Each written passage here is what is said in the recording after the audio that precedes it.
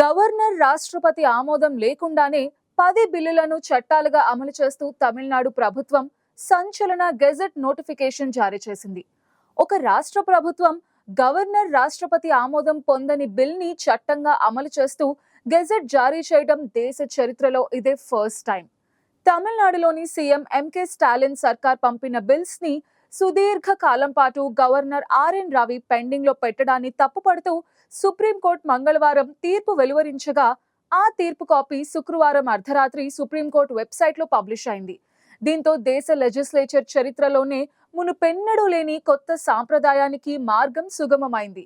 Supreme court తీర్పు ఉత్తర్వులు publish అయిన వెంటనే తమిళనాడు గవర్నమెంట్ ఆయా చట్టాలు అమల్లోకి వచ్చాయని పేర్కొంటూ గెజెట్ రిలీజ్ చేసింది.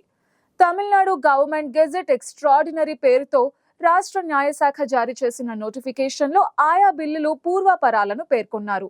బిల్స్ ని అసెంబ్లీ 2 సార్లు ఆమోదించడం, గవర్నర్ తిరస్కరించి రాష్ట్రపతికి పంపడం, ఈ వివాదంపై సుప్రీంకోర్టు ఇచ్చిన తీర్పుని సమగ్రంగా వివరించారు.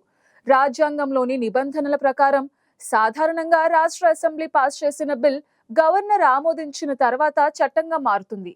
అయితే అసెంబ్లీ ఆమోదించిన బిల్ ని గవర్నర్ ఆమోదించవచ్చు, లేదా తిరస్కరించవచ్చు, లేదా పునర్పరిశీలించాలని తిప్పి పంపవచ్చు, లేదా రాష్ట్రపతి పరిశీలన కోసం కూడా పంపొచ్చు. అయితే అదే బిల్ ని అసెంబ్లీ రెండోసారి పాస్ చేసి పంపితే మాత్రం గవర్నర్ తప్పనిసరిగా దానికి ఆమోదం తెలపాల్సి ఉంటుంది.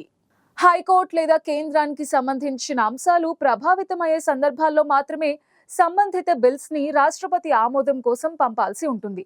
కానీ తమిళనాడు గవర్నర్ రెండోసారి అసెంబ్లీ ఆమోదించి పంపిన బిల్స్ ని ఆమోదించకుండా రాష్ట్రపతికి పంపుతూ తప్పుగా నిర్ణయం తీసుకోవడంతో వివాదానికి దారితీసింది. దేశంలో ఫస్ట్ నుంచి గవర్నర్ వ్యవస్థ వివాదంలోనే ఉంది. రాష్ట్ర ప్రభుత్వానికి ఓ స్పీడ్ బ్రేకర్ లాగా కేంద్రంలో ఉన్న ప్రభుత్వం కూడా ఇతర పార్టీలు రాష్ట్ర ప్రభుత్వం నడిపిస్తున్నప్పుడు ఎడ్డమంటే తెడ్డం అనేందుకు ఈ వ్యవస్థను ఉపయోగించడం జరుగుతోందని అంటున్నారు పరిశీలకులు. నాడు ఉమ్మడి తెలుగు రాష్ట్రాలలో ఎన్డీ తివారీ నుంచి మొన్నటి తమిళిసై వరకు గవర్నర్ వ్యవస్థపై అనేక ఆరోపణలు వచ్చాయి. ఇప్పుడు రీసెంట్ గా తమిళనాడులో జరిగిన ఉదంతంలో గవర్నర్ వ్యవస్థ వివాదంలో పడింది. మరోసారి దేశవ్యాప్తంగా చర్చనీయాంశంగా మారింది. తెలంగాణలో కేసీఆర్ ముఖ్యమంత్రిగా ఉన్న టైంలో రాష్ట్ర ప్రభుత్వం గవర్నర్తో వ్యవహరించిన తీరు అత్యంత వివాదాస్పదంగా కొనసాగింది.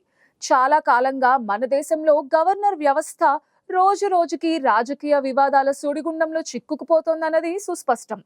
రాజ్యాంగ పరిరక్షకులుగా వ్యవహరించాల్సిన గవర్నర్లు తమకి లేని అధికారాన్ని పాలనా వ్యవహారాల్లో చూపించాలనే అత్యుత్సాహం, మితిమీరిన రాజకీయ జోక్యంతో వివాదాలకు దారితీస్తోంది.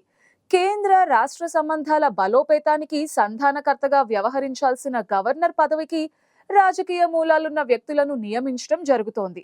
దాంతో నాటి నుంచి నేటి దాకా ఇదొక దుస్సాంప్రదాయంగా మారి రాష్ట్రాలకు నష్టదాయకంగా మారింది. అలా నియమించడంతో వారు తమ పూర్వాశ్రమ రాజకీయ ప్రభావాన్ని వదులుకోలేకపోతున్నారు. ప్రజాస్వామ్యబద్ధంగా ప్రజలు ఎన్నుకున్న ప్రభుత్వం తీసుకునే నిర్ణయాలను, మంత్రిమండలి ఆమోదాలను గవర్నర్లకున్న విచక్షణాధికారం పేరిట బిల్లులకి అడ్డుపడుతున్నారు. దాంతో గవర్నర్ వ్యవస్థ చుట్టూ రాజకీయ వివాదం ముసురుకుంటోంది. ముఖ్యంగా బీజేపీయేతర ప్రభుత్వాలు అధికారంలో ఉన్న రాష్ట్రాల్లో కొందరు గవర్నర్లు వ్యవహరిస్తున్న తీరు అక్కడి ప్రభుత్వాలకు తలనొప్పిగా మారుతోందని అంటున్నారు రాజకీయ విశ్లేషకులు. శాసనసభ, మంత్రిమండలి ఆమోదించిన పలు కీలక బిల్స్ ని గవర్నర్స్ ఖచ్చితంగా ఆమోదించకపోవడమే ఎక్కువ సార్లు జరుగుతోంది. చిన్న చిన్న రీజన్స్ తో అవి పెండింగ్ లో పడిపోతున్నాయి. ఇటీవల తమిళనాడు శాసనసభ ఆమోదించిన 10 బిల్లులకు గవర్నర్ ఆర్ఎన్ రవి ఆమోదం తెలపకుండా నిలిపివేశారు. బిల్స్ ని రాష్ట్రపతి పరిశీలనకు పంపడంతో తమిళనాడు ప్రభుత్వానికి గవర్నర్ మధ్య వివాదం చెలరేగి రాజకీయ రంగు పులుముకుంది. గవర్నర్ ఆర్ఎన్ రవి తనకు లేని వీటో పవర్తో ప్రభుత్వాన్ని ఇరకాటంలో పెట్టిన తీరుపై డిఎంకే ప్రభుత్వం సుప్రీంకోర్టుని ఆశ్రయించింది. గవర్నర్ అధికారాల పరిధిపై విచారించిన సుప్రీంకోర్టు బిల్లులను ఆమోదించకుండా గవర్నర్ తన అధికార పరిధిని దాటి వ్యవహరించారని ఘాటు వ్యాఖ్యలు చేసింది. పెండింగ్ లో ఉన్న బిల్స్ ని ఆమోదిస్తూ వెలువరించిన తీర్పు న్యాయ వ్యవస్థ చరిత్రలో మైలురాయి లాంటిదని అంటున్నారు విశ్లేషకులు. ఇంతకీ ఈ వ్యవస్థపై రాజ్యాంగం ఏం చెప్తుందో చూద్దాం. ఇండియన్ కాన్స్టిట్యూషన్ లో ఆర్టికల్ 153 ప్రకారం ప్రతి రాష్ట్రానికి ఒక గవర్నర్ ఉండాలి. 200 ఆర్టికల్ ప్రకారం శాసనసభ, మంత్రిమండలి ఆమోదించిన బిల్ ని గవర్నర్ వద్దకు ఆమోదానికి పంపినప్పుడు గవర్నర్ ఆ బిల్ ని ఆమోద ముద్ర వేయటం లేదా ఆమోదించకపోవటం లేదా పునఃపరిశీలన కోసం తిరిగి శాసనసభకు పంపడం చేస్తారు. తన పరిధిని మించినప్పుడు ఆ బిల్స్ ని రాష్ట్రపతి పరిశీలన కోసం పంపడం వంటి విచక్షణ అధికారాలు కలిగి ఉంటారు. అవి కూడా రాజ్యాంగంలోని 163(1)లో తెలిపిన నిబంధనలకు లోబడి మాత్రమే ఉంటాయి. శాసనసభ పునఃపరిశీలన కోసం గవర్నర్ తిప్పి పంపిన తర్వాత ఆ బిల్స్ ని మరోసారి శాసనసభ ఆమోదిస్తే గవర్నర్ కి ఇకపై ఆ బిల్లులను నిలిపివేసే అధికారం ఉండదు.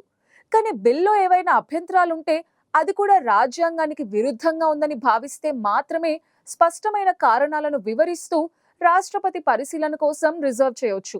ఏదైనా బిల్ ని రాష్ట్ర మంత్రి మండలి సలహాకు విరుద్ధంగా గవర్నర్ రాష్ట్రపతికి పంపాలనుకుంటే 3 నెలల్లోగా ఆ ప్రక్రియ పూర్తి చేయాలి. తమిళనాడు మాత్రం ఆ రాష్ట్ర శాసనసభ పంపిన ప్రతి బిల్ ని గవర్నర్ రిజర్వ్ లో పెట్టారు. అసెంబ్లీ రెండోసారి ఆమోదించి బిల్స్ ని పంపినప్పటికీ వాటిని రాష్ట్రపతి పరిశీలనకు నివేదించడం అంటే అక్కడ ఎన్నికైన రాష్ట్ర ప్రభుత్వ నిర్ణయాలను కేంద్రం చేతుల్లో పెట్టడమే అవుతుందని అంటున్నారు రాజకీయవేత్తలు. ఈసారి పంపిన బిల్లుల నిలిపివేతపై గవర్నర్ ఆర్ఎన్ రవి చర్యను రాజ్యాంగ విరుద్ధమని భావించింది సర్వోన్నత న్యాయస్థానం. వాటిపై గవర్నర్ అభ్యంతరాలను కొట్టివేసింది.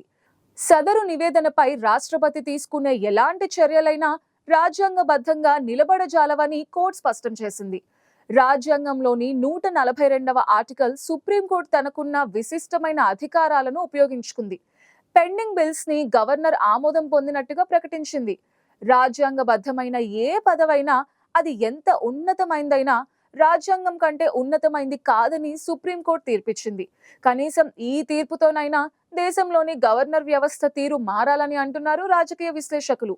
ఈ మధ్య కాలంలో తమిళనాడుతో పాటు కేరళ, ఢిల్లీ, పశ్చిమ బెంగాల్ రాష్ట్రాల్లోనూ గవర్నర్ల వ్యవస్థ తీరుపై తీవ్ర విమర్శలొచ్చాయి. Kerala governor Arif Mohammed Khan universities vice chancellor ని మూకుముడిగా తొలగించారు. ఈ వ్యవహారం ఆ రాష్ట్ర సీఎం పినరయ్ విజయన్ కు తీవ్ర ఆగ్రహం తెప్పించింది. గవర్నర్ వర్సిటీల ఛాన్సలర్ హోదాలను తొలగిస్తూ మంత్రివర్గం ఆర్డినెన్స్ కి ఆమోదించి గవర్నర్ కు పంపింది. తనను తాను ఛాన్సలర్ పదవి నుంచి తొలగించుకోవటం ఇష్టం లేని గవర్నర్ ఆరిఫ్ మహమ్మద్ ఖాన్ దానిని రాష్ట్రపతి దృష్టికి తీసుకువెళ్లారు. దీంతో వివాదం సుప్రీంకోర్టు మెట్లెక్కింది. పశ్చిమ బెంగాల్ సీఎం మమతా బెనర్జీకి గతంలో ఆ రాష్ట్ర గవర్నర్ గా సేవలందించిన ప్రస్తుత ఉపరాష్ట్రపతి జగదీప్ ధన్ఖడ్ మధ్య ప్రచ్ఛన్న యుద్ధమే కొనసాగింది.